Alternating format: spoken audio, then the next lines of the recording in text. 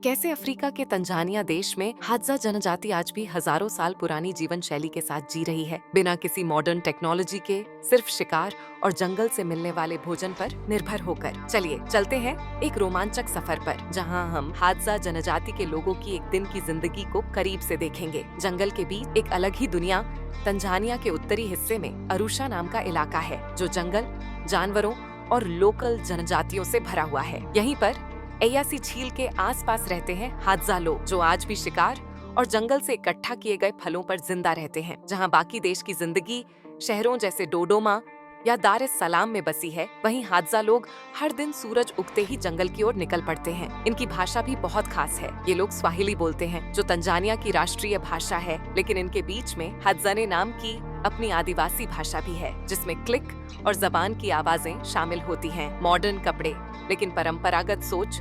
शुरुआत में शायद आपको लगे कि ये लोग आम इंसानों जैसे ही हैं, कुछ जीन्स और टी शर्ट में भी दिख जाते हैं, लेकिन जैसे जैसे आप इनके जीवन को समझते हैं, आपको एहसास होता है कि ये कितने गहराई से प्रकृति से जुड़े हुए हैं। ये लोग चट्टानों के नीचे सोते हैं, वहीं अपने औजार रखते हैं और कई बार शिकार किए गए जानवरों के सींग भी इकट्ठा करते हैं, जो बाद में पर्यटकों को बेचकर कुछ कमाई करते हैं। शिकार है जीवन का आधार। सुबह सुबह हादजा पुरुष अपने लंबे से धनुष और अलग अलग प्रकार के तीर लेकर जंगल की ओर निकल जाते हैं। कुछ तीर छोटे और पतले होते हैं, छोटे जानवरों जैसे बंदर या गिलहरी के लिए। कुछ मोटे और जहरीले होते हैं, जैसे हिरन या जंगली सुअर के शिकार के लिए। हैरानी की बात है कि ये लोग अपने साथ कुत्तों को भी ले जाते हैं, जो सूंघ कर शिकार का रास्ता बताते हैं। इंसान और जानवर की ये पार्टनरशिप काफी असरदार होती है। जब इंसानी शक्ति कम पड़ती है, तब यही कुत्ते कमाल दिखाते हैं।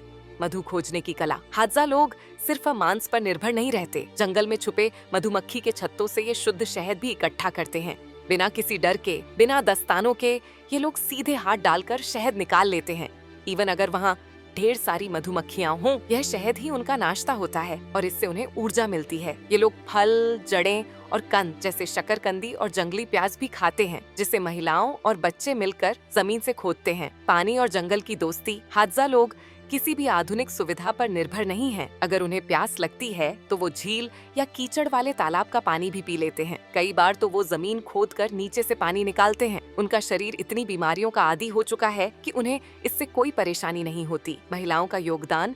जहाँ पुरुष शिकार करते हैं, वहीं महिलाएं और बच्चे जंगल से खाने के लिए जड़ें और बेरी जैसे फल इकट्ठा करते हैं। महिलाओं की भूमिका यहाँ बेहद महत्वपूर्ण है। ये न सिर्फ खाना जुटाती हैं, बल्कि पर्यटकों को नाच गाकर एंटरटेन भी करती हैं और हैंडमेड आर्ट बेचकर कमाई करती हैं। हादजा समाज में महिलाएं सुंदरता के लिए नहीं, बल्कि ताकत और मजबूती के लिए सराही जाती हैं। चौड़े कंधों और मजबूत कद काठी वाली महिलाएं ज्यादा पसंद की जाती हैं, क्योंकि जंगल की जिंदगी में वही काम आती हैं। दिन का आखिरी शिकार शाम होने से पहले हादजा पुरुष फिर से निकलते हैं शिकार पर। कभी छोटी गिलहरी मिलती है, कभी जंगली चूहे, लेकिन जब कोई बड़ी हिरन या सुअर मिल जाए तो समझो आज की दावत तय है। एक दिन ऐसा भी हुआ जब 3 छोटे शिकारों के बाद आखिरकार एक दूसरे ग्रुप ने एक बड़ी हिरन मार ली। उसके बाद शुरू होता है काटने छांटने का काम, जिसमें हादजा लोग बड़े निपुण होते हैं। मांस के टुकड़े कर पेड़ों पर लटकाया जाता है, क्योंकि फ्रिज जैसी कोई सुविधा नहीं होती। कुछ लोग तो जानवर का कलेजा